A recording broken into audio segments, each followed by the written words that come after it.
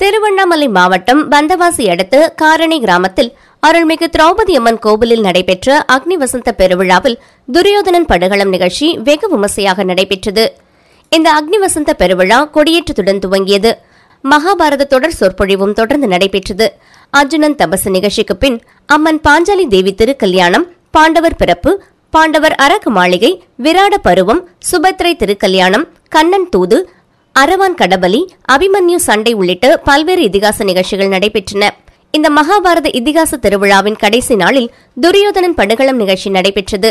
இதில் களிமண்ணால் மிகப்பெரிய அளவில் உருவாக்கப்பட்ட துரியோதனனின் உருவத்தை பீமன் வதம் செய்யும் நிகழ்வு நடைபெற்றது. இதன்பின் கூடியிருந்த மக்கள் வெள்ளத்தில் பாஞ்சாலி தனது கூந்தலை முடிந்து தனது சபதத்தை நிறைவேற்றியதை அடுத்து கிராம மக்கள் பஞ்ச பாண்டவர்களின் சிலையை தூக்கி ஆடி ஆரவாரம் செய்து மகிழ்ந்தனர்.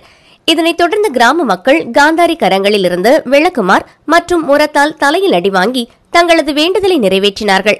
இதன் மூலம் மாதம் மும்மாறி பெய்யும் என்பது பக்தர்களின் நம்பிக்கையாகும். இந்த நிகழ்ச்சியை காண தென் சேத்தமங்கலம், எறும்பூர், கீழ்கோவளைவேடு மற்றும் காரணியை சுற்றியுள்ள பல்வேறு கிராம பகுதிகளிலிருந்து ஏராளமான பொதுமக்கள் கலந்து கொண்டு துரியோதனன் படுகளம் நிகழ்ச்சியை கண்டு களித்து சென்றனர். ஊராட்சி மன்ற தலைவர் செல்வராணி சுப்பிரமணி, துணைத் தலைவர் சிவகாமி உள்ளிட்ட ஏராளமான பக்தர்கள் கலந்து கொண்டனர்.